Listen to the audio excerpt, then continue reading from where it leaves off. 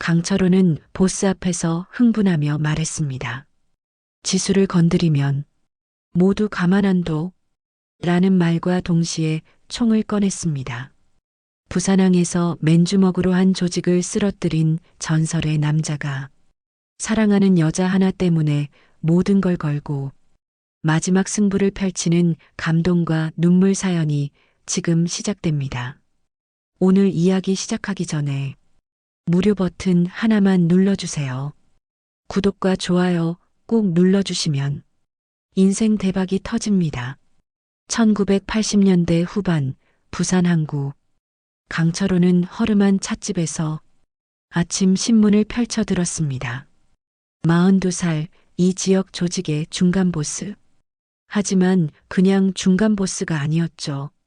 5년 전 부산항 혈투에서 혼자 상대편 조직원 12명을 상대한 전설적인 인물이었습니다. 정부, 조직폭력 척결 강력 의지 표명, 범죄와의 전쟁 준비 중 철호의 미간이 찌푸려졌습니다. 기사를 자세히 읽어보니 더욱 심각했죠. 전국 조직폭력배 일제 소탕작전 계획. 경찰청장 더 이상 조폭들의 설 자리는 없다 강조. 찻집 사장이 떨리는 목소리로 말했습니다. 형님, 요즘 분위기가 심상치 않던데요. 그런데 혹시 예전에 부산항에서 그만. 철호의 한마디에 사장은 입을 다물었습니다. 5년 전 그날 밤의 일은 아직도 이 일대에서 전설처럼 회자되고 있었죠. 그때는 부산 조폭판의 낭만이 살아있던 시절이었습니다. 칼이나 총 같은 흉기 없이 오직 주먹과 기압으로만 승부를 가리던 때였죠. 상대편 조직 해룡파가 철호의 구역을 침범했고 협상이 결렬된 후 벌어진 일이었습니다. 당시 해룡파 간부 박성민이 철호에게 당당히 말했죠. 강철호, 우리끼리 깨끗하게 주먹으로 승부하자. 남자라면 그래야지. 그것이 그 시절 부산 조폭들의 불문율이었습니다. 서로를 존중하며 정정당당하게 맨주먹으로만 승부하는 것. 진 쪽은 깨끗하게 인정하고 이긴 쪽은 승부 후에 술 한잔 사주는 것이 관례였죠. 그날 밤 부산항 삼부두 창고에서 철호는 혼자 서 있었습니다. 해룡파에서 12명이 몰려왔지만 모두 맨주먹이었죠. 창고 밖에는 양쪽 조직원들이 둘러서서 지켜봤습니다. 마치 권투 경기를 보는 것처럼 말이죠. 오늘 밤 누가 부산항의 진짜 주인인지 보여주마. 철호는 웃으며 말했습니다. 그리고 시작된 것은 마치 영화 같은 주먹 대결이었죠. 첫 번째 놈이 오른손 훅을 날렸지만 철호는 몸을 숙여 피하며 상대의 명치에 강력한 어퍼컷을 날렸습니다. 그놈은 의악하며 뒤로 밀려나 바닥에 주저앉았죠. 좋아, 이 정도는 되어야 재미있지. 철호는 오히려 즐기고 있었습니다. 주변에서 지켜보던 사람들도 탄성을 질렀죠. 두 번째, 세 번째 놈이 동시에 달려들었습니다. 철호는 왼발로 한 발짝 뒤로 물러서며 오른손으로 하나의 주먹을 막았습니다. 동시에 왼손으로 다른 놈의 턱을 정확히 올려쳤죠. 두 명 모두 비틀거리며 주저앉았습니다. 야, 강철호, 제대로 해보자. 네 번째 놈이 소리치며 달려들었습니다. 이번에는 좀 더 기술적이었죠.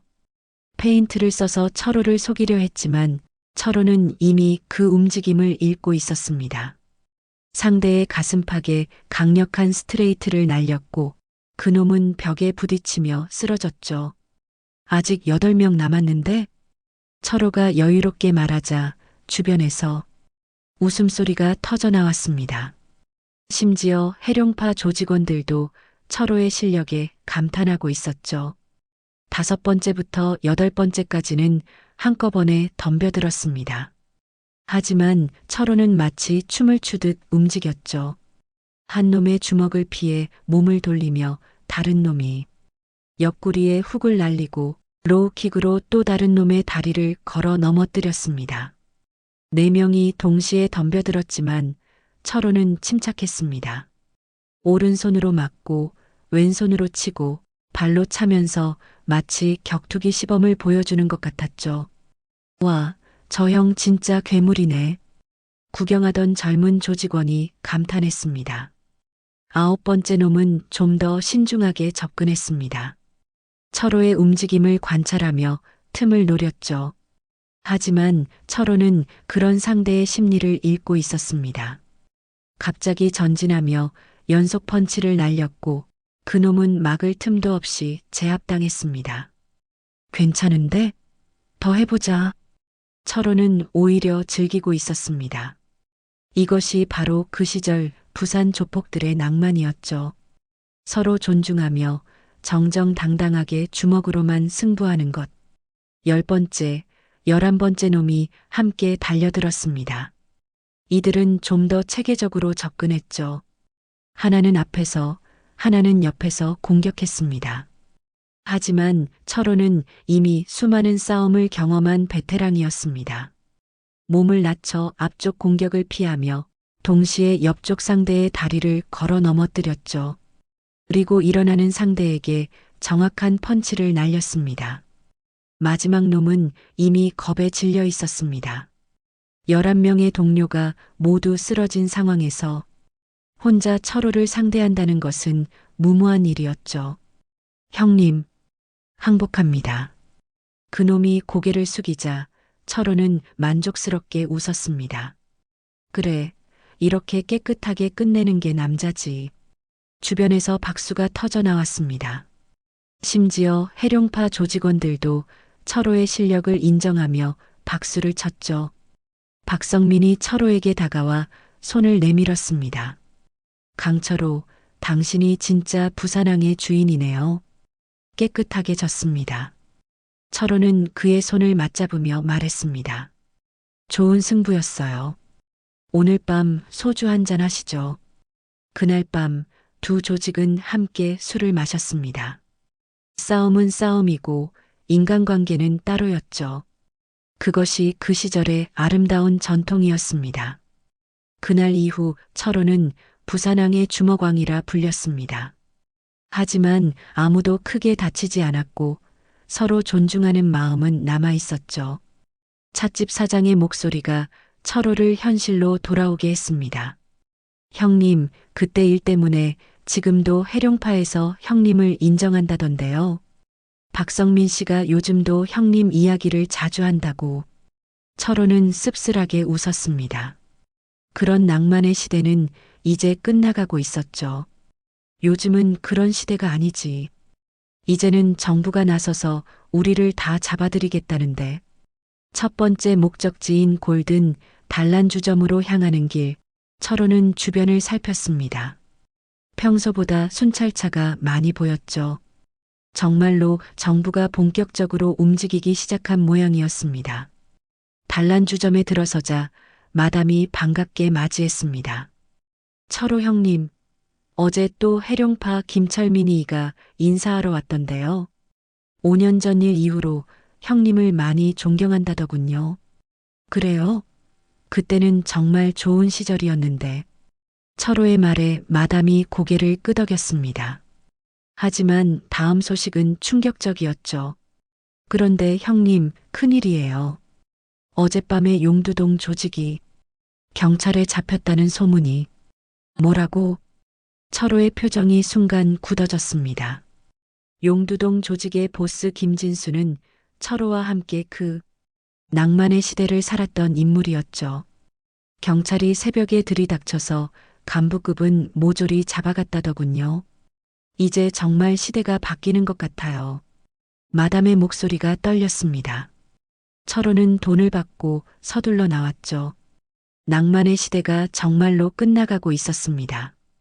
두 번째 목적지인 파라다이스 다방에서도 비슷한 이야기를 들었습니다. 형님, 요즘은 주먹으로 해결하던 시대가 아니라던데요. 정부에서 아예 뿌리를 뽑겠다고 하니. 세 번째 목적지인 미스터리 다방에서는 더 구체적인 소식을 들었습니다. 형님, 소문에 의하면 형님도 1순위 명단에 올라 있다던데요. 철호의 얼굴이 굳어졌습니다. 5년 전 그 전설적인 승부 때문에 오히려 표적이 된 것 같았죠. 저녁이 되어 철호는 조직 사무실로 갔습니다. 김덕배 두목이 술을 마시며 기다리고 있었죠. 철호야, 이제 우리 같은 놈들의 시대는 끝인 것 같아. 예전처럼 주먹으로 해결하던 낭만적인 시절은 갔어. 형님, 내가 1순위 타겟이라던데? 5년 전 그 일 때문에 너무 유명해진 게 탈이야.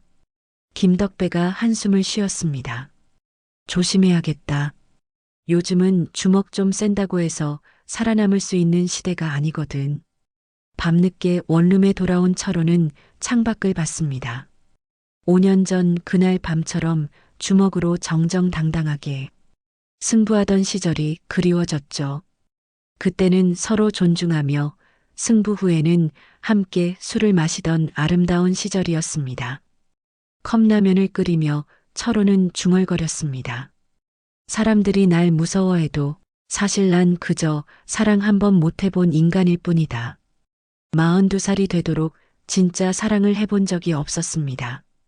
부산항의 주먹왕이라 불리지만 사랑 앞에서는 한없이 작은 인간이었죠.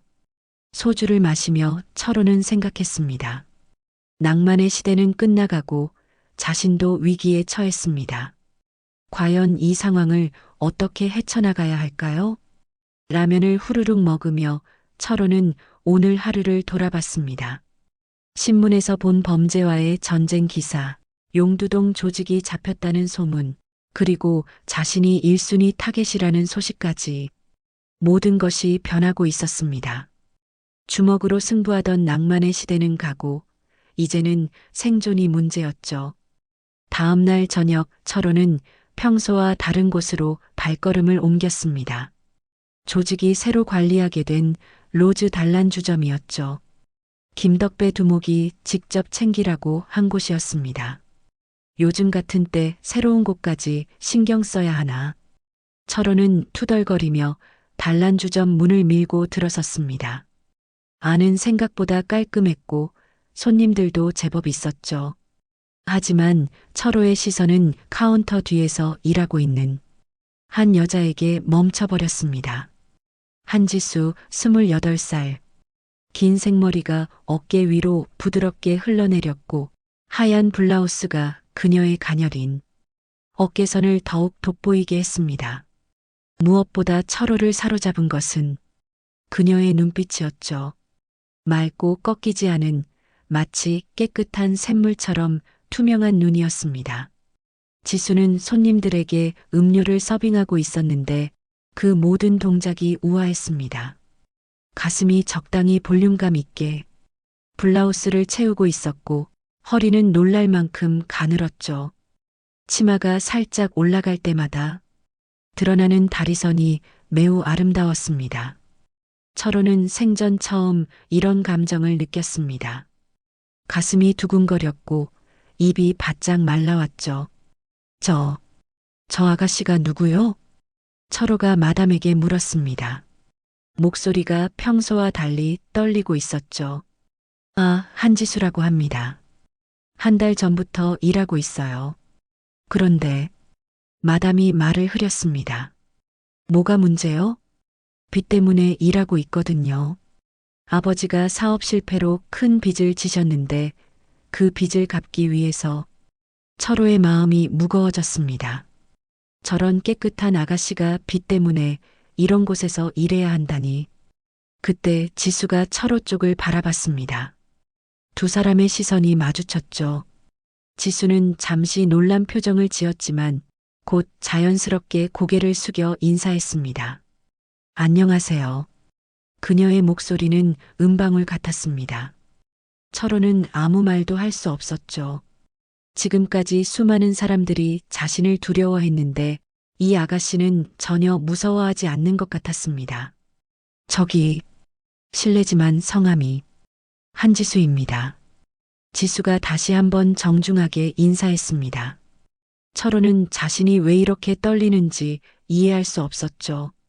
저는 강철호입니다. 아, 이 근처에서 유명하신 분이시죠? 지수의 말에 철호는 당황했습니다. 보통 사람들은 자신의 이름을 들으면 얼굴이 하얗게 질리는데 이 아가씨는 담담했습니다. 유명하다기보다는 그냥 이 근처에서 일하고 있어요. 철호는 평생 처음으로 자신의 직업을 숨기고 싶어졌습니다. 이 깨끗한 아가씨 앞에서는 조폭이라는 정체성이 부끄러워졌죠. 아, 그러세요. 그런데 오늘 처음 오신 것 같은데. 네, 오늘 처음입니다.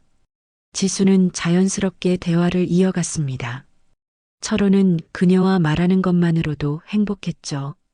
여기서 일한 지는 오래됐어요? 한 달 정도 됐어요. 사실 이런 일은 처음인데. 지수의 표정이 잠시 어두워졌습니다. 철호는 마담에게서 들은 얘기가 떠올랐죠. 빚 때문에 어쩔 수 없이 이곳에서 일하고 있다는 것. 혹시 힘든 일이라도 괜찮아요. 일은 일이니까요.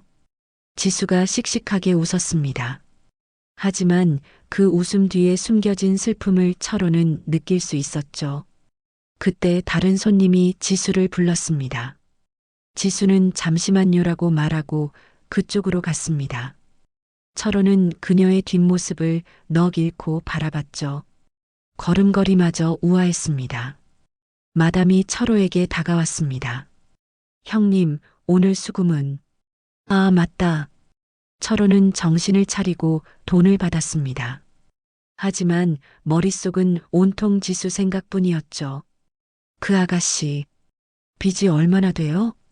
1,000만 원 정도 된다고 들었어요. 아버지가 보증을 잘못 써셔서 1,000만 원. 철호에게는 그리 큰 돈이 아니었습니다. 하지만 일반인에게는 평생 갚기 힘든 큰 돈이었죠. 그래서 매일 밤늦게까지 일하고 있어요. 안쓰럽긴 한데 철호의 마음이 아팠습니다. 저런 깨끗한 아가씨가 밤늦게까지 일해야 한다니. 지수가 다시 카운터로 돌아왔습니다. 철호와 눈이 마주치자 다시 한번 미소를 지었죠. 아까 대화가 끊어져서 죄송해요. 아니에요. 일하시는 중인데. 철호는 더 이상 뭘 말해야 할지 몰랐습니다. 평생 주먹으로만 살아온 그에게 여자와의 대화는 너무 어려웠죠. 저기, 혹시 시간 되실 때 커피라도. 철호가 용기를 내어 말하려는 순간 지수가 먼저 말했습니다. 아저씨, 죄송한데 저는 손님이랑은 개인적인 만남을 갖지 않아요. 철호의 얼굴이 빨개졌습니다. 거절당한 게 창피하기도 했고 동시에 그녀의 똑 부러진 모습이 더욱 매력적으로 느껴졌죠. 아, 그렇군요. 죄송합니다. 아니에요. 이해해 주셔서 감사해요. 지수는 여전히 미소를 잃지 않았습니다. 철호는 그녀의 단호함이 오히려 마음에 들었죠. 이런 곳에서 일하면서도 자신만의 원칙을 지키는 모습이 대단해 보였습니다. 그럼 다음에 또 뵙겠습니다. 철호가 일어서자 지수가 정중하게 인사했습니다. 네, 안녕히 가세요. 단란주점을 나오면서 철호는 가슴이 뛰는 걸 느꼈습니다. 42살에 처음 느끼는 감정이었죠. 지켜주고 싶다. 철호의 마음속에 생전 처음 느껴보는 감정이 싹트기 시작했습니다. 지금까지는 사람들을 위협하고 두려워하게 만드는 것이 자신의 역할이었는데 처음으로 누군가를 보호하고 싶다는 생각이 들었죠. 다음 날 철호는 조직 자금에서 1,000만 원을 몰래 빼냈습니다. 김덕배 두목 몰래 하는 일이었죠. 만약 들키면 큰일이 날 수도 있었지만 철호는 개의치 않았습니다. 그리고 로즈 단란주점으로 향했습니다. 지수를 다시 보고 싶었고 그녀의 빚을 해결해주고 싶었죠. 단란주점에 들어서자 지수가 반갑게 인사했습니다. 어제 오신 분이시네요. 안녕하세요. 안녕하세요. 지수 씨. 철호는 떨리는 마음으로 지수에게 다가갔습니다. 그리고 준비해온 봉투를 건넸죠. 이게 뭐예요? 지수 씨 아버지 빚 다 갚을 수 있는 돈이에요. 지수의 눈이 커졌습니다. 봉투를 열어보니 1,000만 원이 들어 있었죠. 이럴 수는 없어요. 저희가 왜 이런 돈을? 아무 조건 없어요. 그냥 지수 씨가 이런 곳에서 일하지 않았으면 해서요. 철호의 진심 어린 말에 지수의 눈에 눈물이 고였습니다. 아저씨, 정말 고마워요. 하지만 이 돈은 받을 수 없어요. 왜요? 공짜로 받은 돈은 나중에 더 큰 대가를 치러야 한다는 걸 알아요. 지수의 현실적인 판단에 철호는 감탄했습니다. 아름다울 뿐만 아니라 똑똑하기까지 했죠. 정말 아무 조건 없습니다. 그냥 지수 씨가 자유로웠으면 해서요. 철호의 간절한 말에 지수가 잠시 망설였습니다. 그리고 조심스럽게 물었죠. 아저씨는 정말 어떤 일을 하시는 분이세요?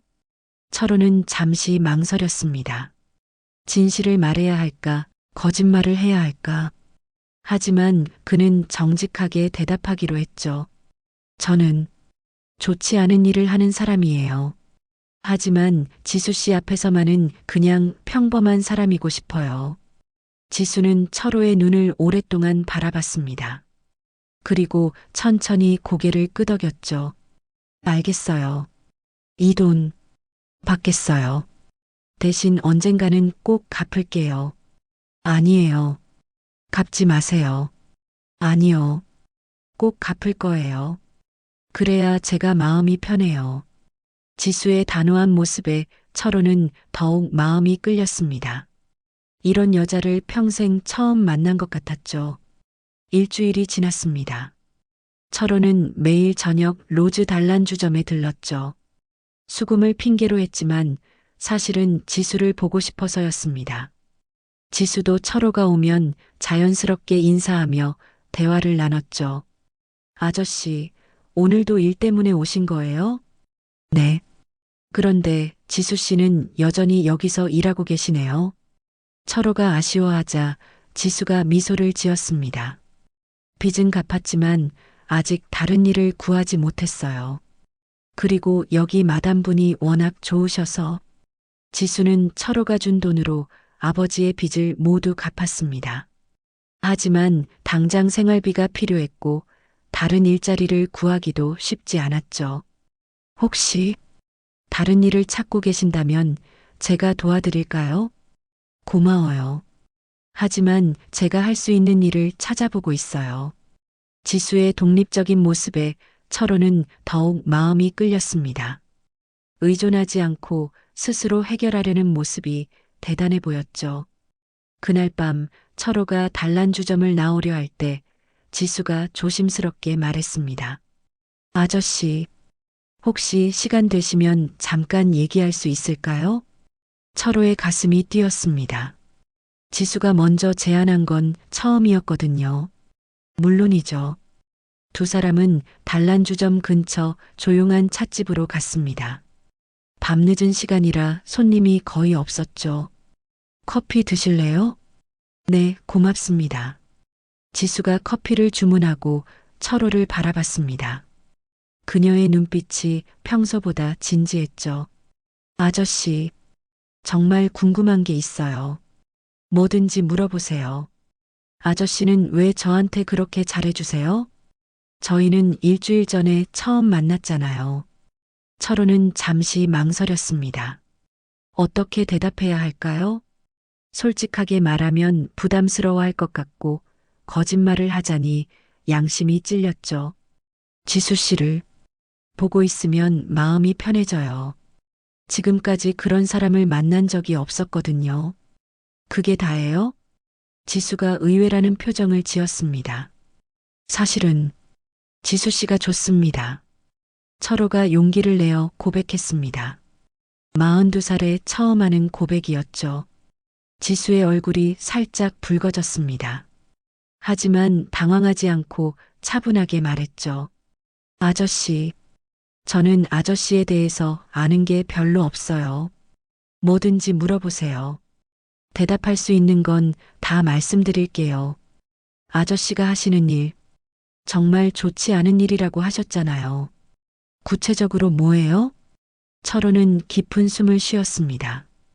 이제 진실을 말해야 할 때였죠. 저는 조직폭력배입니다.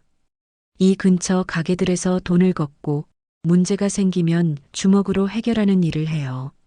지수의 표정이 변했습니다.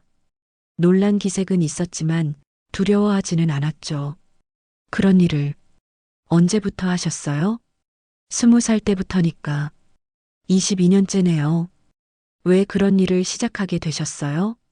철호는 자신의 과거를 떠올렸습니다. 어려운 집안 환경, 학교도 제대로 못 나온 것, 달리 할 수 있는 일이 없었던 것들을 말이죠. 선택의 여지가 없었어요.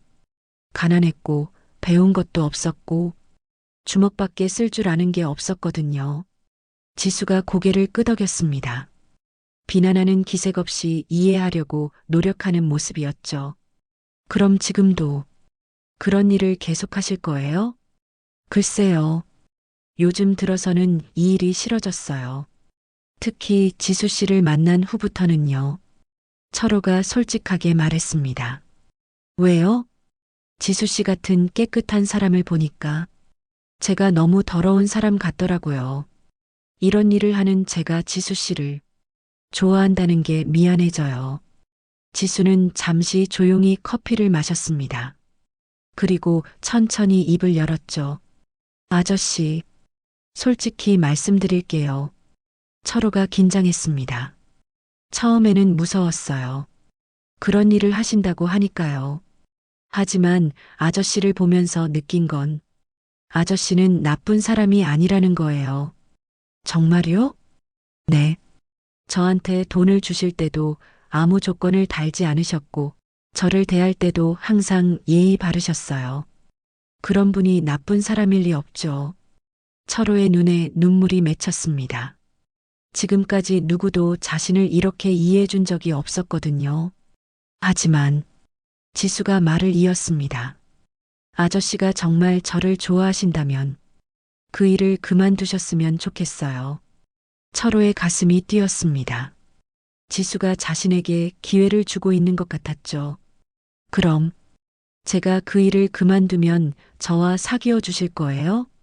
아저씨가 진심으로 새로운 삶을 살고 싶어 하신다면 생각해 볼게요. 철호는 너무 기뻤습니다. 완전한 승낙은 아니었지만 희망을 준 것만으로도 충분했죠. 지수 씨, 정말 고마워요. 제게 이런 기회를 주셔서요. 아저씨도 평범하게 살고 싶으시죠? 네, 정말 그래요. 지수 씨와 함께라면 어떤 일이든 할 수 있을 것 같아요. 지수가 미소를 지었습니다. 처음으로 보여준 진짜 미소였죠. 그럼 천천히 준비해 보세요. 갑자기 그만두기는 어려우실 테니까요. 네, 방법을 찾아볼게요. 두 사람은 그날 밤 늦게까지 대화를 나눴습니다. 철호는 자신의 어린 시절 얘기를, 지수는 자신의 꿈과 희망에 대해 얘기했죠. 저는 원래 선생님이 되고 싶었어요. 아이들을 가르치는 일이요. 왜 못하게 되셨어요? 아버지 사업이 망하면서 대학을 중퇴하게 됐거든요. 철호의 마음이 아팠습니다. 지수에게도 아픈 과거가 있었던 거죠. 지금이라도 늦지 않았어요. 다시 시작하실 수 있어요. 아저씨는 어떤 일을 하고 싶으세요? 만약 지금 일을 그만둔다면요. 철호는 생각해 본 적이 없었습니다. 22년간 조직 일만 해왔거든요. 글쎄요. 생각해 본 적이 없어서. 하지만 지수 씨와 함께 할 수 있는 일이라면 뭐든 좋아요. 지수가 웃었습니다. 그럼 작은 가게라도 해보세요. 분식점이나 치킨집 같은 거요. 그런 일도 할 수 있을까요? 왜 못해요? 사람은 배우면 뭐든 할 수 있어요. 철호의 마음속에 새로운 꿈이 싹트기 시작했습니다. 조직을 떠나 평범한 사람으로 살아가는 것. 지수와 함께 작은 가게를 운영하며 행복하게 사는 것. 지수 씨 말대로 해볼게요. 조직을 떠날 방법을 찾아보고 새로운 일도 준비해 볼게요. 서두르지 마세요. 안전하게 하셔야 해요. 지수의 걱정스러운 말에 철호가 고개를 끄덕였습니다. 네, 조심할게요. 지수 씨를 위해서라도요. 그날 밤 철호는 원룸에 돌아와서 잠을 이룰 수 없었습니다. 지수와의 대화가 계속 머릿속을 맴돌았죠. 그리고 처음으로 진지하게 생각해 봤습니다. 정말로 이 일을 그만둘 수 있을까? 하지만 문제가 있었습니다. 조직을 떠나는 것은 쉬운 일이 아니었죠. 특히 철호처럼 핵심 인물은 더욱 그랬습니다. 김덕배 두목이 쉽게 보내줄 리 없었거든요. 하지만 해봐야지. 지수를 위해서라도. 철호는 결심했습니다. 어떤 일이 있어도 조직을 떠나서 지수와 함께 새로운 삶을 살겠다고요. 이틀 후 철호는 용기를 내어 김덕배 두목을 찾아갔습니다. 조직 사무실에는 담배 연기가 자욱했고 김덕배는 소주를 마시며 신문을 보고 있었죠. 벽에는 옛날 사진들이 걸려 있었고 책상 위에는 각종 서류들이 어지럽게 놓여 있었습니다. 형님, 말씀드릴 게 있습니다. 철호가 조심스럽게 말을 꺼냈습니다. 목소리에 긴장감이 역력했죠. 그래, 앉아. 뭔 일이야? 김덕배가 신문을 접으며 철호를 바라봤습니다. 50 중반의 그는 이 지역을 20년 넘게 주름 잡아온 베테랑이었죠. 철호는 깊은 숨을 쉬고 입을 열었습니다. 저 조직을 떠나고 싶습니다. 김덕배의 손이 멈췄습니다. 소주잔을 천천히 내려놓으며 철호를 빤히 바라봤죠.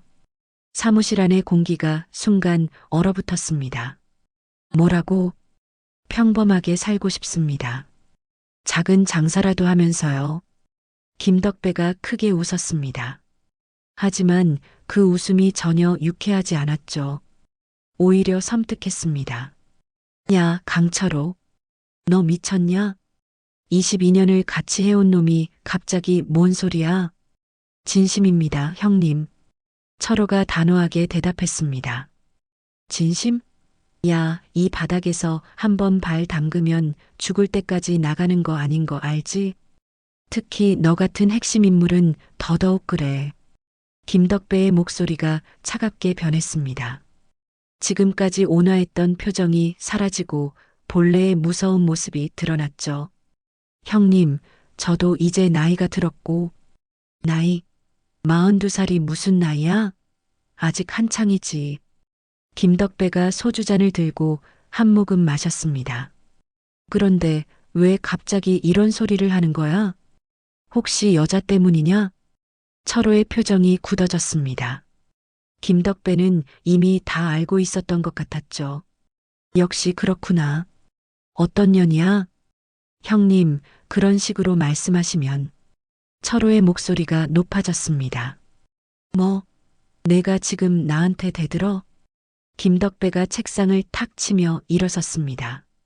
사무실 안의 다른 조직원들도 긴장한 표정으로 지켜봤죠. 순간 분위기가 험악해졌습니다. 철호야, 정신 차려.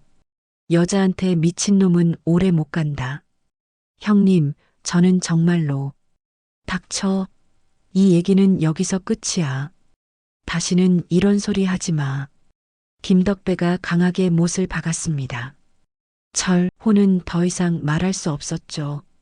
그리고 앞으로 수금할 때 딴짓하지 말고 일에만 집중해. 알겠어? 네. 철호는 어쩔 수 없이 고개를 숙였습니다. 그날 밤 철호는 답답한 마음으로 로즈 단란주점에 갔습니다. 지수를 보고 싶었고 오늘 있었던 일을 얘기하고 싶었죠. 단란주점은 평소와 같았습니다. 손님들이 술을 마시며 대화하고 있었고 지수는 여전히 카운터에서 일하고 있었죠. 아저씨, 오늘 표정이 안 좋으시네요. 무슨 일 있으세요? 지수가 걱정스럽게 물었습니다. 그녀의 따뜻한 목소리가 철호의 마음을 조금 달래주었죠. 조직 두목에게 그만두고 싶다고 말했는데 안 된다고 하네요. 철호가 힘없이 대답했습니다. 그럴 줄 알았어요. 쉽게 보내주지 않을 거라고 생각했거든요. 지수의 말에 철호는 더욱 우울해졌습니다. 어떻게 해야 할까요? 일단은 조심하세요. 괜히 더 자극하면 위험할 수도 있어요. 지수가 현실적인 조언을 해주었습니다. 하지만 철호는 포기할 수 없었죠. 지수 씨, 저는 정말로 이 생활을 끝내고 싶어요. 지수 씨와 함께 평범하게 살고 싶다고요. 저도 그랬으면 좋겠어요. 하지만 무리하시면 안 돼요. 그때 단란주점 문이 열리며 낯선 남자들이 들어왔습니다. 철호는 그들을 한눈에 알아봤죠. 김덕배가 보낸 조직원들이었습니다. 형님, 두목님이 찾으신다고 하던데요. 그들 중 한 명이 말했습니다. 철호는 불안한 예감이 들었죠. 지금요? 네, 지금 당장 오시래요. 급한 일이 있다고 하시던데. 철호는 지수를 바라봤습니다. 지수도 뭔가 심상치 않다는 걸 느끼고 있었죠. 조심히 다녀오세요. 지수가 걱정스럽게 말했습니다. 철호는 고개를 끄덕이고 조직원들과 함께 나갔죠. 조직 사무실에 도착하니 김덕배뿐만 아니라 다른 간부들도 모여 있었습니다. 분위기가 심상치 않았죠. 모두들 진지한 표정으로 철호를 바라봤습니다. 앉아. 김덕배가 차갑게 말했습니다. 철호야, 내가 오늘 조사를 좀 해봤는데 내가 요즘 로즈 단란주점에 자주 간다더라. 네, 수금 때문에. 수금? 하루에 한 번씩 가는 게 수금이냐? 김덕배가 비웃었습니다. 철호는 들켰다는 걸 깨달았죠. 그리고 한지수라는 년한테 1,000만 원을 줬다는 소문도 들었는데 사실이냐? 철호는 아무 말도 할 수 없었습니다. 어떻게 김덕배가 이런 것까지 알고 있는 걸까요? 야, 대답 안 하냐? 김덕배의 목소리가 점점 커졌습니다. 사실입니다. 철호가 솔직하게 인정했습니다. 미친 새끼. 조직 돈을 빼서 여자한테 줬어? 김덕배의 얼굴이 빨갛게 달아올랐습니다. 제 돈입니다, 형님. 내 돈? 야, 내가 번 돈이 다 조직 돈이야. 그걸 허락도 없이 뺏어 썼다고? 다른 간부들도 철호를 비난하기 시작했습니다. 두목님, 이런 놈은 본때를 보여줘야 합니다. 여자 때문에 조직을 배신하는 놈이 어디 있어요? 말로만 하면 안 알아듣겠어요. 김덕배가 손을 들어 조용히 시켰습니다. 철호야, 너 진짜 그 여자가 좋으냐? 네, 좋습니다. 철호가 당당하게 대답했습니다. 좋아서 조직도 팔아먹을 거냐? 아닙니다. 저는 그냥 평범하게 살고 싶을 뿐입니다. 평범하게? 야, 우리가 평범한 놈들이냐? 우리는 이 바닥의 왕이야. 왕이 평민이 되겠다고? 김덕배가 소리쳤습니다. 형님, 저는 더 이상 이런 생활을 원하지 않습니다. 그럼 죽어. 김덕배의 말에 사무실이 조용해졌습니다. 이 바닥에서는 두 가지 방법밖에 없어. 계속 살거나 죽거나. 철호는 등골이 오싹해졌습니다. 마지막으로 묻는다. 그 여자를 포기할 거냐, 조직을 포기할 거냐? 철호는 고민했습니다. 하지만 지수를 포기할 수는 없었죠. 죄송합니다, 형님. 저는 지수를 포기할 수 없습니다. 김덕배의 얼굴이 일그러졌습니다. 좋아. 그럼 내 선택을 존중해 주마. 김덕배가 다른 조직원들에게 눈짓했습니다. 내일 밤 그 여자를 데려와. 형님, 그건. 철호가 벌떡 일어났습니다. 닥쳐. 내가 선택한 거야. 지수는 아무 잘못이 없습니다. 잘못? 조직원을 꼬셔서 배신하게 만든 게 잘못이 아니야? 철호의 얼굴이 하얗게 질렸습니다. 지수가 위험에 처할 수도 있다는 생각에 가슴이 철렁했죠. 형님, 지수는 아무것도 모릅니다. 저만 처벌하세요. 처벌? 이건 처벌이 아니야. 교육이지. 김덕배가 차갑게 웃으며 말했습니다. 그 여자를 데려와서 내 앞에서 어떻게 될지 보여주마. 그럼 내가 정신을 차릴 거야. 철호는 주먹을 꽉 쥐었습니다. 하지만 여기서 덤벼들면 지수만 더 위험해질 뿐이었죠. 제발, 제발. 야, 강철호. 내가 누구한테 제발이라고 하냐? 김덕배가 비웃었습니다. 알겠습니다. 철호는 어쩔 수 없이 고개를 숙였습니다. 그럼 내일 밤 8시까지 그 여자를 데려와. 안 그러면 김덕배가 말을 흐렸습니다. 하지만 그 의미는 충분히 전달됐죠. 철호는 무거운 마음으로 사무실을 나왔습니다. 어떻게 지수를 지켜야 할지 모르겠었죠. 그날 밤 철호는 잠을 이룰 수 없었습니다. 지수를 어떻게 보호해야 할지 고민하며 뒤척였죠. 새벽 5시가 되어서야 결심을 굳혔습니다. 지수에게 모든 것을 알리고 안전한 곳으로 피하게 해야겠다고요. 아침 일찍 철호는 지수에게 전화했습니다. 지수 씨, 지금 어디 계세요? 집에 있어요. 무슨 일이에요? 목소리가. 지금 당장 만날 수 있을까요? 급한 일이 있어요. 지수의 목소리에서 불안감이 느껴졌습니다. 네, 알겠어요.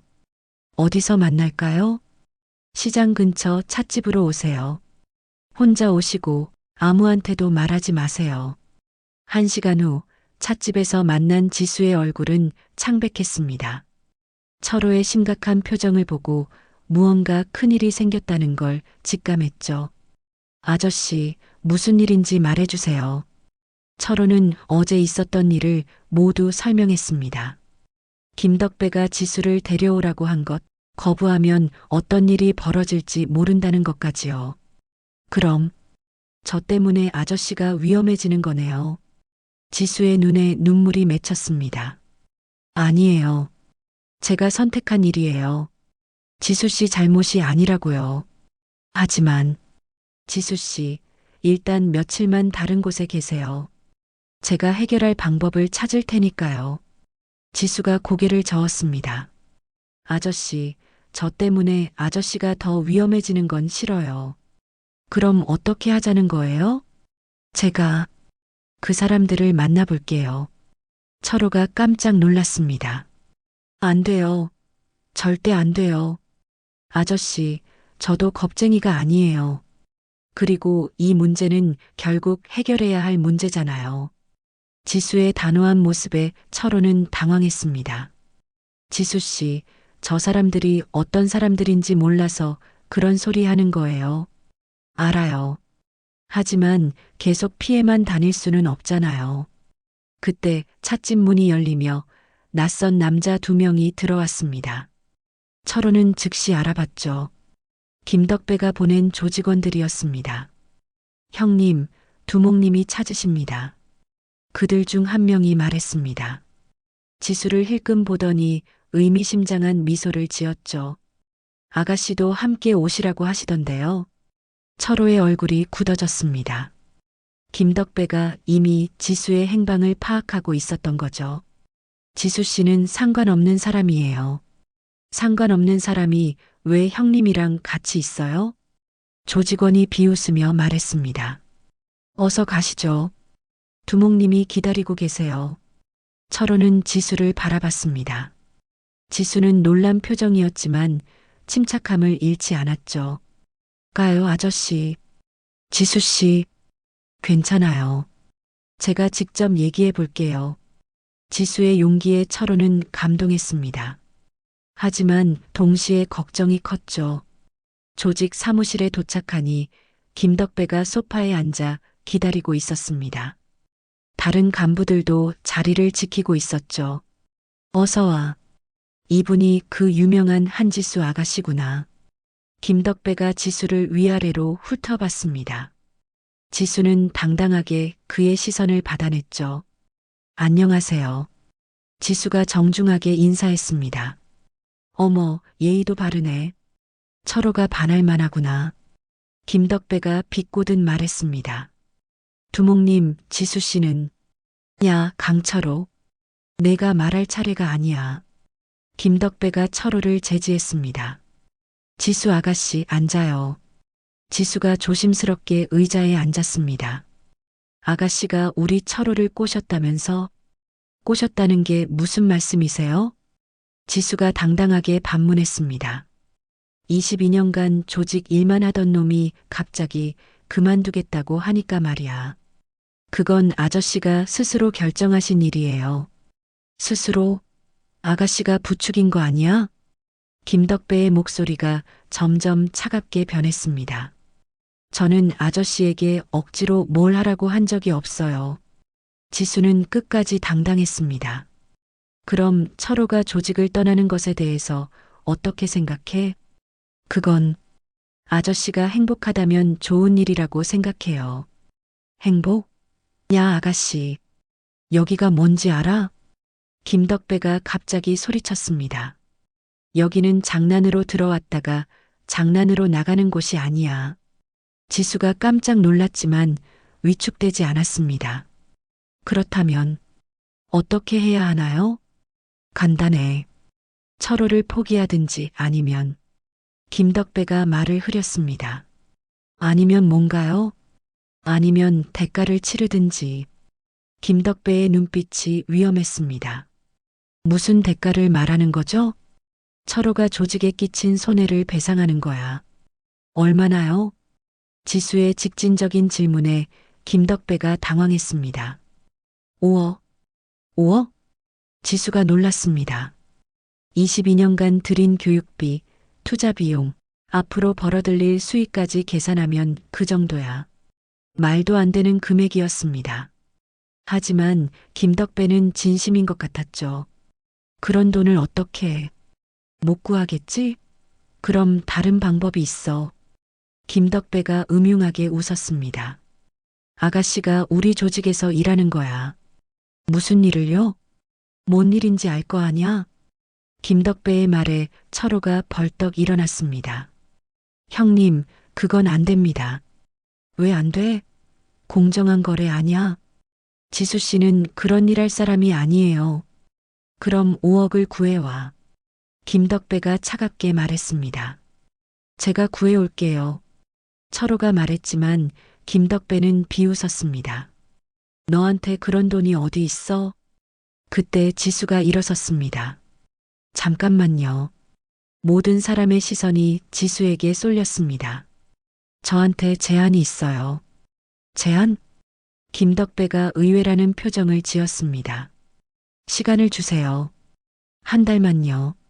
뭘 하겠다는 거야? 제가 직접 그 돈을 구해올게요. 김덕배가 크게 웃었습니다. 어떻게? 그건 제가 알아서 할 일이에요. 대신 한 달 동안은 아저씨를 건드리지 마세요.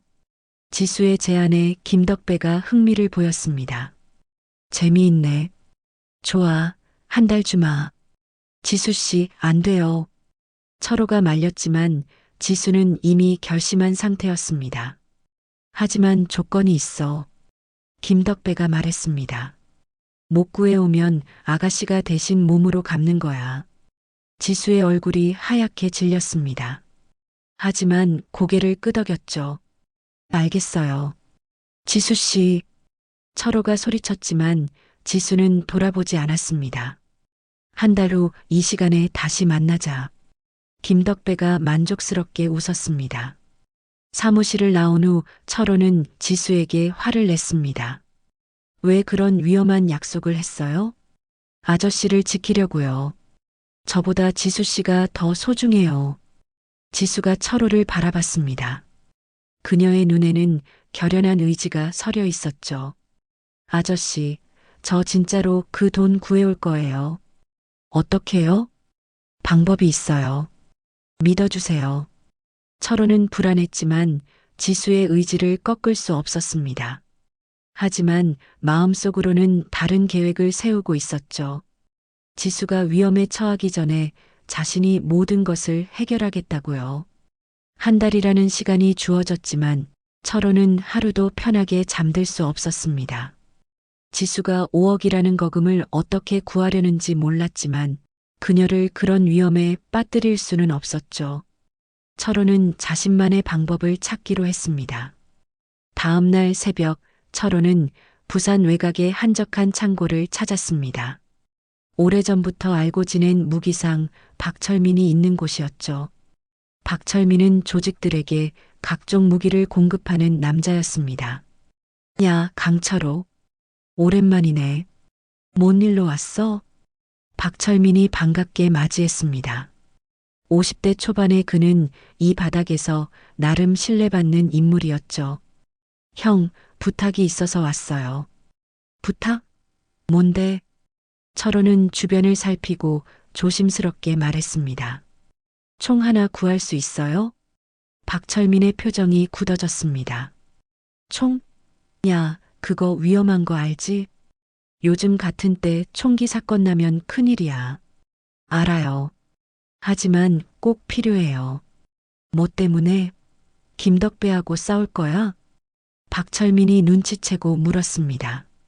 이 바닥 소식은 빠르게 퍼지는 법이었죠. 그런 건 아니고 만약의 경우에 대비하려고요. 야, 강철호. 너 지금까지 맨주먹으로 해결해 왔잖아. 왜 갑자기 총이 필요해? 박철민이 걱정스럽게 물었습니다. 이번엔 달라요. 지켜야 할 사람이 있어요. 철호의 진지한 표정을 본 박철민이 한숨을 쉬었습니다. 여자 때문이구나? 네. 알겠어. 하지만 조건이 있어. 뭔데요? 정말 위급할 때만 써. 그리고 절대 먼저 쏘지 마. 알겠어? 알겠습니다. 박철민이 창고 한쪽에서 작은 권총을 꺼냈습니다. 검은색 권총은 작지만 위력적으로 보였죠. 이거 갖고 가. 탄창은 6발이야. 철호가 권총을 받아 허리춤에 넣었습니다. 차가운 금속의 감촉이 낯설었죠. 고마워요, 형. 조심해라. 총 쓰면 돌이킬 수 없어. 철호는 고개를 끄덕이고 창고를 나왔습니다. 이제 마지막 수단을 준비한 셈이었죠. 한편 지수는 자신만의 방법으로 돈을 구하려고 노력하고 있었습니다.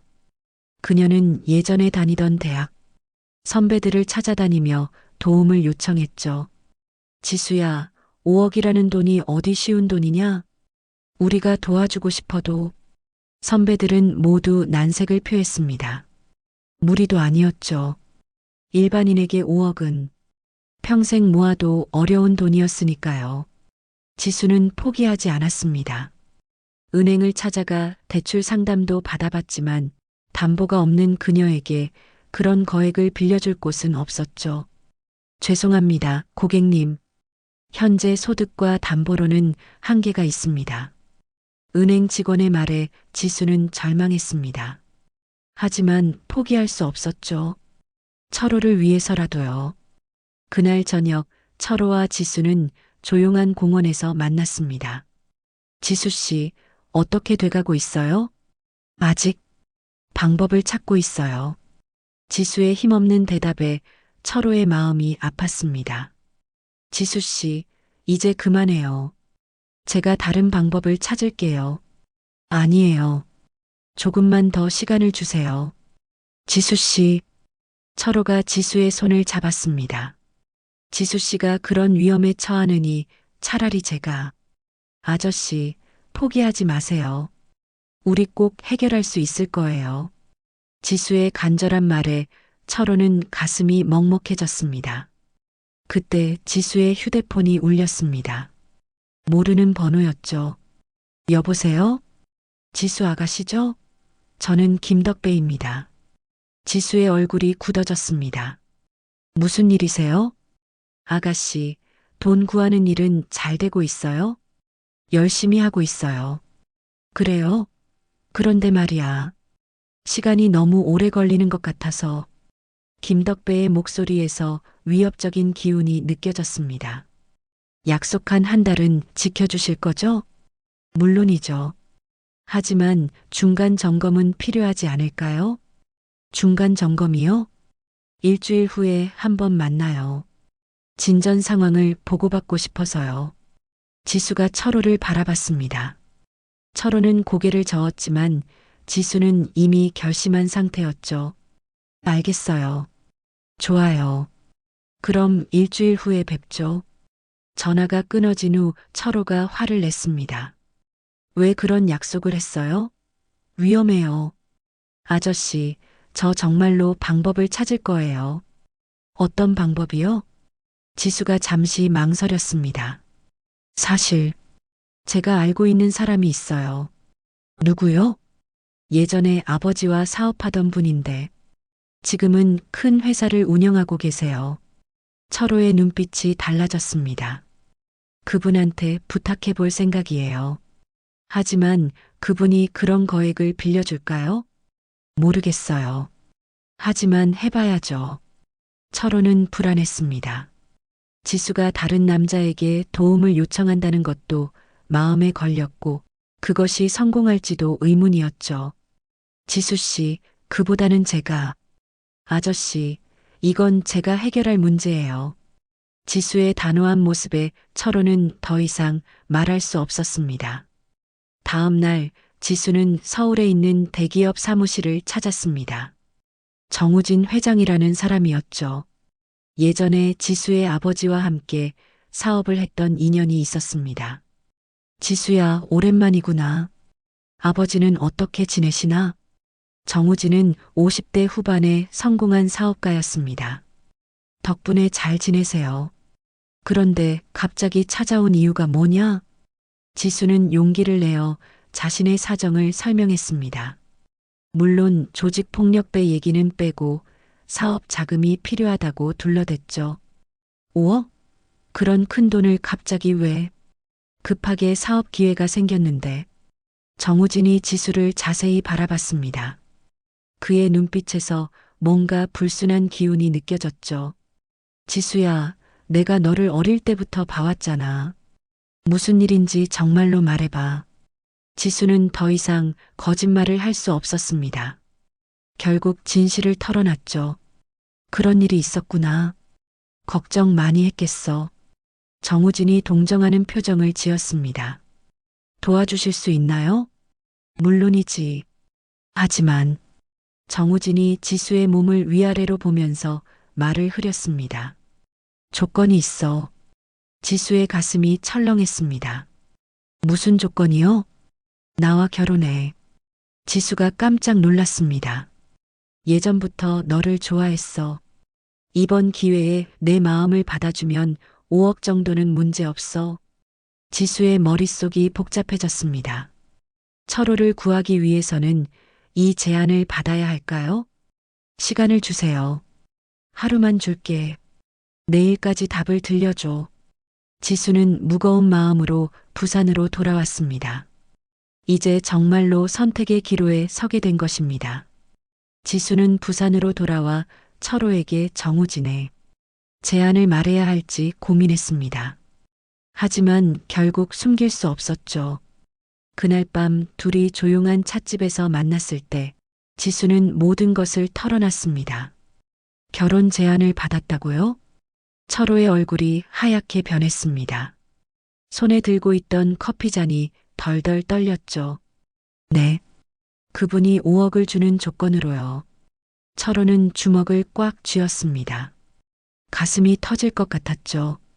42살에 처음 찾은 진짜 사랑인데 이렇게 빼앗길 수는 없었습니다. 절대 안 돼요. 철호의 목소리가 떨렸습니다. 하지만 다른 방법이 없어요. 이틀 후면 김덕배를 만나야 하는데 지수의 말에 철호는 허리춤에 권총을 만졌습니다. 이제 다른 방법밖에 없었죠. 지수 씨, 저를 믿어요. 제가 해결할게요. 어떻게요? 5억이라는 돈을 어떻게 해? 그건 나중에 말씀드릴게요. 철호는 자신의 계획을 말할 수 없었습니다. 권총으로 김덕배와 맞서겠다는 위험한 계획을 말이죠. 아저씨, 혹시 위험한 일을 생각하고 계신 건 아니죠? 지수가 걱정스럽게 물었습니다. 철호의 표정에서 뭔가 심상치 않은 기운이 느껴졌거든요. 걱정 마세요. 저만 믿으세요. 그 시각 김덕배는 조직 사무실에서 다른 간부들과 회의를 하고 있었습니다. 담배 연기가 자욱한 사무실에는 긴장감이 돌고 있었죠. 두목님, 강철호 그놈 어떻게 하시겠습니까? 부하 중 한 명이 물었습니다. 이틀 후에 보자. 그 여자가 돈을 못 구해오면 그때 확실히 정리하는 거야. 김덕배가 소주잔을 기울이며 말했습니다. 그런데 두목님, 요즘 정부에서 범죄와의 전쟁 얘기가 계속 나오고 있는데 혹시 우리도 위험하지 않을까요? 다른 간부가 걱정스럽게 말했습니다. 그래서 더 빨리 정리해야 하는 거 아니냐? 강철호 같은 불안 요소는 미리 제거하고. 김덕배의 눈빛이 차가웠습니다. 두목님 말씀이 맞습니다. 요즘 같은 때 배신자를 두면 안 되죠. 그래. 이번 기회에 본때를 보여줘야 해. 이틀이 빠르게 지나갔습니다. 그 사이 지수는 정우진에게 답을 미루고 있었고 철호는 마지막 계획을 세우고 있었죠. 권총을 만지작거리며 각오를 다졌습니다. 드디어 약속한 날이 되었습니다. 저녁 8시 철호와 지수는 조직 사무실로 향했습니다. 철호는 허리춤에 권총을 숨기고 있었죠. 손바닥에 땀이 배어 있었습니다. 아저씨, 정말 괜찮을까요? 지수가 불안해했습니다.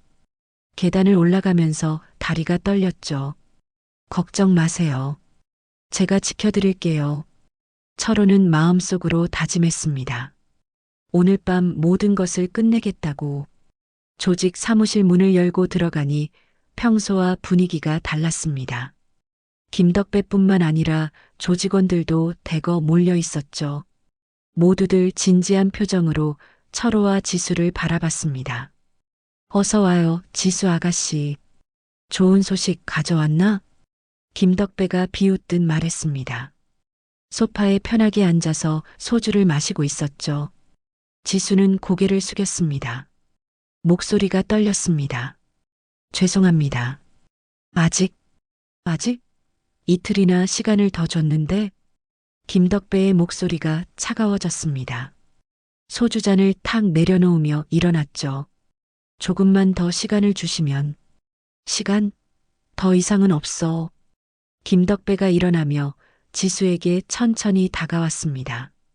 다른 조직원들도 자리에서 일어났죠. 이제 약속대로 해야지. 그때 철호가 앞으로 나섰습니다. 가슴이 두근거렸지만 목소리는 차분했죠. 형님, 지수는 보내주세요. 뭐? 내가 지금 뭐라고 했어? 김덕배가 철호를 노려봤습니다.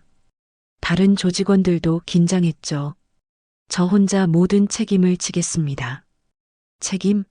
너 같은 배신자가 무슨 책임을 져? 김덕배가 소리쳤습니다. 침을 튀기며 화를 냈죠. 그럼 어떻게 하자는 거요? 간단해.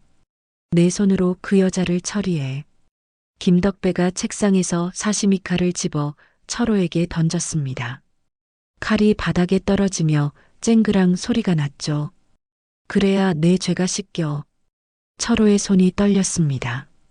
지수를 바라보니 그녀의 눈에는 눈물이 고여 있었죠. 못하겠어? 김덕배가 비웃었습니다. 그럼 우리가 대신 해주마. 김덕배가 다른 조직원들에게 손짓했습니다. 서너 명이 지수에게 다가갔죠. 지수가 뒤로 물러섰습니다. 안 돼. 철호가 소리치며 앞으로 나섰습니다. 그럼 내가 해. 김덕배가 다시 바닥에 사시미 칼을 가리켰습니다. 철호는 떨리는 손으로 칼을 집어들었습니다. 차가운 금속이 손바닥에 닿았죠. 지수를 바라봤습니다. 아저씨. 지수가 눈물을 흘리며 말했습니다. 목소리가 떨렸지만 포기하지 않았죠. 그래도 전 당신이 좋아요. 그 순간 철호의 마음속에서 무언가 터졌습니다. 지수의 진심 어린 고백이 그의 마지막 결심을 굳혔죠. 더 이상 망설일 시간이 없었습니다. 철호는 사시미 칼을 바닥에 던졌습니다. 칼이 바닥에 떨어지며 큰 소리를 냈죠. 안 합니다. 뭐? 김덕배가 당황했습니다. 예상하지 못한 반응이었거든요. 지수를 건드리면 철호가 허리춤에서 권총을 꺼냈습니다. 순간 사무실이 조용해졌죠. 시간이 멈춘 것 같았습니다. 총? 김덕배가 놀라며 뒤로 물러섰습니다. 다른 조직원들도 술렁였죠. 네, 총입니다. 철호가 권총을 김덕배에게 향했습니다. 손이 떨렸지만 총구는 정확히 김덕배를 겨누고 있었죠. 야, 강철호. 내가 미쳤냐? 총을 어디서 구했어? 미쳤죠. 사랑 때문에 미쳤어요. 철호의 목소리는 차분했지만 결연했습니다. 지수를 보내주세요. 너 지금 나를 쏘겠다는 거야? 김덕배의 목소리가 떨렸습니다. 지금까지 칼로만 싸워왔는데 총은 처음이었거든요. 그럴 수도 있어요. 야들아. 김덕배가 다른 조직원들을 불렀습니다. 하지만 그들도 총 앞에서는 망설였죠. 형님, 총알은 6발이에요. 다 쏘고 나면 제가 죽겠지만 그 전에 형님은 확실히 죽을 거예요. 철호의 말에 김덕배가 뒷걸음질 쳤습니다. 강철호, 내가 날 쏘면 너도 끝이야. 경찰이 와서 널 잡아갈 거야. 상관없어요. 지수만 무사하면 돼요. 그때 밖에서 사이렌 소리가 들렸습니다. 점점 가까워지고 있었죠. 뭐야, 저 소리는? 조직원 중 한 명이 창문을 보며 말했습니다. 경찰차다. 사이렌 소리가 점점 커졌습니다.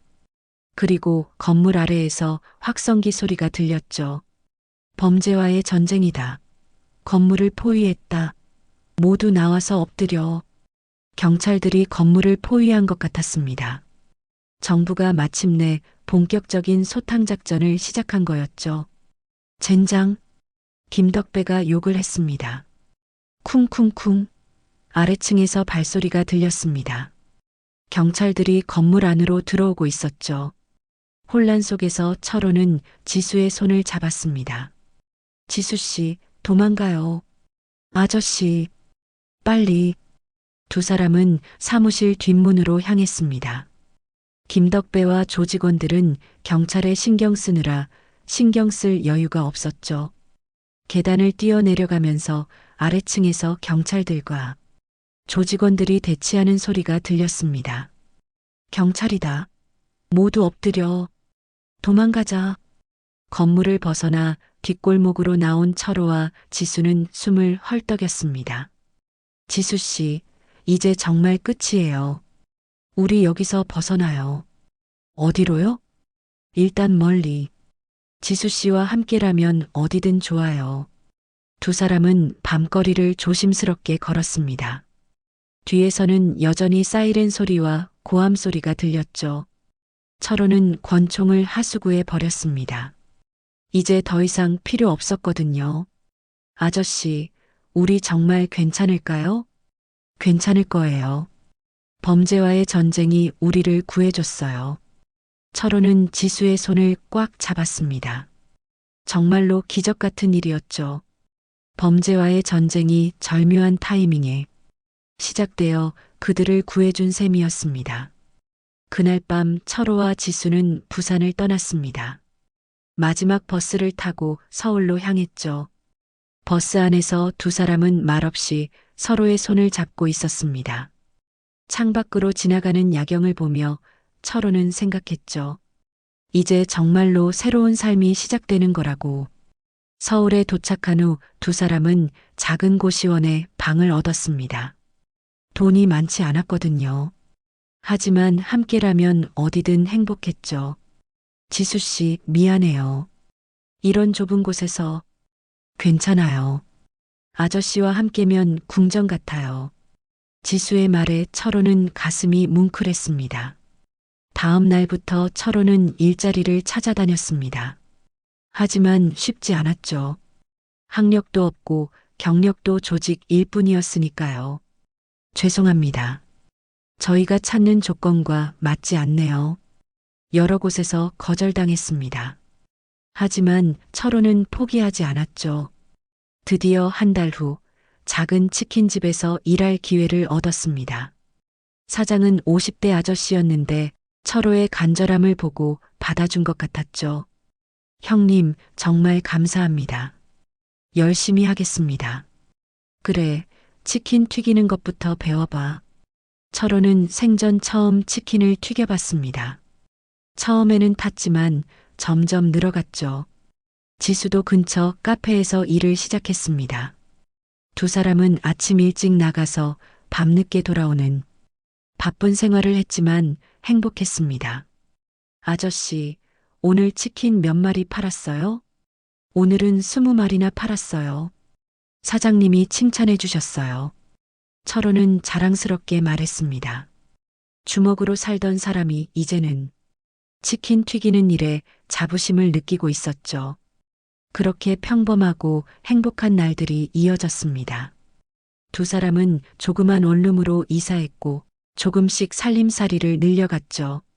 어느 날 저녁 지수가 철호에게 말했습니다. 아저씨, 말씀드릴 게 있어요. 뭐예요? 지수의 얼굴이 빨갛게 달아올랐습니다. 저, 아기가 생긴 것 같아요. 철호는 깜짝 놀랐습니다. 그리고 곧 환하게 웃었죠. 정말요? 네. 병원에서 확인했어요. 철호는 지수를 꼭 안았습니다. 눈에서 눈물이 흘러내렸죠. 지수 씨, 정말 고마워요. 저에게 이런 행복을 줘서요. 아저씨야말로 저를 이렇게 행복하게 해주셔서 고마워요. 두 사람은 서로를 바라보며 미소 지었습니다. 아기가 생긴다는 소식에 더욱 열심히 일했죠. 하지만 그로부터 일주일 후 예상치 못한 일이 벌어졌습니다. 치킨집에서 일하던 철호를 찾아온 사람들이 있었죠. 강철호 씨죠? 네. 누구세요? 경찰입니다. 체포영장이 나왔습니다. 철호의 얼굴이 하얗게 변했습니다. 결국 이날이 온 거였죠. 무슨 혐의로요? 조직폭력배 활동, 공갈, 협박 등 여러 가지입니다. 철호는 순순히 따라갔습니다. 저항해봤자 소용없었거든요. 경찰서에서 조사받을 때 철호는 모든 것을 솔직하게 털어놨습니다. 범죄와의 전쟁으로 김덕배 조직이 와해되면서 모든 것이 드러난 거였죠. 재판이 열렸습니다. 철호는 30년형을 선고받았습니다. 너무 오랜 기간이었지만 어쩔 수 없었죠. 피고인 강철호는 20여 년간 조직폭력배로 활동하며 판사의 선고문을 들으며 철호는 지수를 생각했습니다. 홀로 아이를 키워야 할 그녀가 걱정됐죠. 교도소에 수감된 후 철호는 지수와 면회를 했습니다. 유리창 너머로 보는 지수의 배는 조금씩 불러오고 있었죠. 지수 씨, 미안해요. 이런 일이 생겨서. 아니에요. 언제까지 숨어 살 수는 없었잖아요. 지수가 배를 쓰다듬으며 말했습니다. 아이는 잘 자라고 있어요. 아저씨 나오실 때까지 잘 키울게요.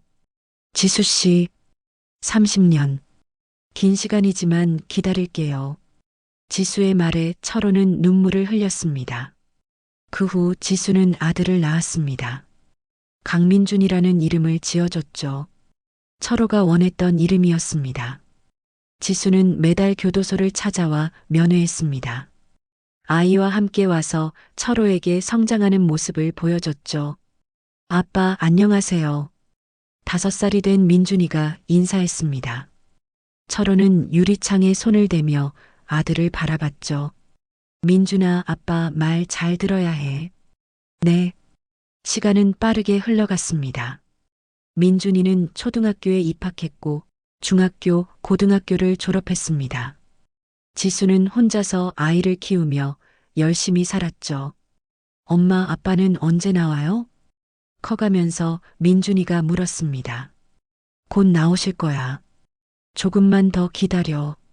지수는 항상 같은 대답을 했습니다. 드디어 30년이 지났습니다. 철호는 72세가 되어 교도소 문을 나왔죠. 머리는 하얗게 새었지만 지수를 향한 마음은 변하지 않았습니다. 교도소 앞에는 지수와 민준이가 기다리고 있었습니다. 지수도 이제 58세가 되었지만 여전히 아름다웠죠. 지수 씨, 아저씨, 정말 오랜만이에요. 두 사람은 서로를 바라보며 눈물을 흘렸습니다. 아빠, 민준이가 달려와 철호를 안았습니다. 이제 30살이 된 민준이는 훌륭한 청년으로 자라 있었죠. 민준아, 아빠가 많이 미안해. 괜찮아요, 아빠. 엄마가 항상 아빠 얘기해 주셨어요. 철호는 고마웠습니다. 지수가 아이에게 아버지에 대한 나쁜 감정을 심어주지 않았다는 것이요. 지수 씨, 정말 고마워요. 민준이를 이렇게 훌륭하게 키워줘서 당연한 일이에요. 우리 가족이잖아요. 세 사람은 함께 새로운 집으로 향했습니다. 지수가 미리 준비해둔 작은 아파트였죠. 아저씨, 이제 정말 평범하게 살아요. 네, 지수 씨와 민준이와 함께 행복하게 살겠어요. 철호는 지수의 손을 잡았습니다. 주름이 생겼지만 여전히 따뜻한 손이었죠. 저녁 식탁에서 세 사람은 함께 밥을 먹었습니다. 철호가 만든 음식이었죠. 교도소에서 배운 요리 실력이었습니다. 아빠, 맛있어요. 민준이가 엄지를 들어 올렸습니다. 그래, 아빠가 앞으로 맛있는 음식 많이 해줄게. 철호는 행복했습니다. 30년을 기다린 보람이 있었죠. 그날 밤 철호와 지수는 오랜만에 둘만의 시간을 가졌습니다. 지수 씨, 저 때문에 고생이 많았죠? 아니에요. 행복했어요. 아저씨를 사랑하는 마음으로 살았거든요. 앞으로는 제가 지수 씨를 지켜드릴게요. 아저씨, 사랑해요. 저도 사랑해요, 지수 씨. 두 사람은 서로를 바라보며 미소 지었습니다. 긴 시간이 흘렀지만 사랑은 변하지 않았죠. 다음 날부터 철호는 새로운 삶을 시작했습니다. 민준이가 운영하는 작은 식당에서 요리를 도왔죠. 아빠, 이 음식 정말 맛있어요. 손님들이 좋아할 거예요. 그래, 아빠가 더 열심히 할게. 철호는 행복했습니다. 지수와 민준이와 함께하는 평범한 일상이 그에게는 최고의 선물이었죠. 어느 날 저녁 세 사람은 한강에서 산책했습니다. 지수 씨, 정말 고마워요. 저에게 이런 행복한 가정을 만들어줘서요. 아저씨야말로 제게 진짜 사랑을 알려줘서 고마워요. 철호는 지수와 민준이를 바라봤습니다. 이것이 바로 자신이 평생 꿈꿔왔던 평범한 행복이었죠. 42살에 시작된 사랑이 이제는 진짜 가족이 되었습니다. 비록 긴 시간이 걸렸지만 결국 해피엔딩이었죠. 강철호는 더 이상 부산항의 주먹왕이 아니었습니다. 이제는 사랑하는 가족과 함께하는 평범한 아버지였죠. 그리고 그것이 그의 인생에서 가장 소중한 것이었습니다. 오늘 사연은 범죄와 사랑 사이에서 끝내 사랑을 선택한 철호와 지수의 이야기였습니다. 조직의 압박, 5억이라는 거금, 30년이라는 긴 시간까지 모두가 그들을 가로막았지만 끝내 총을 든 용기와 30년을 기다린 진심이 한 남자의 어둠을 지나 빛으로 바꾸었습니다. 저는 이 이야기를 통해 진짜 사랑을 포기하지 않으면 언젠가 반드시 보상이 오고 그 행복은 나만의 것이 아니라 가족 전체를 살리는 힘이 된다는 걸 전하고 싶었습니다.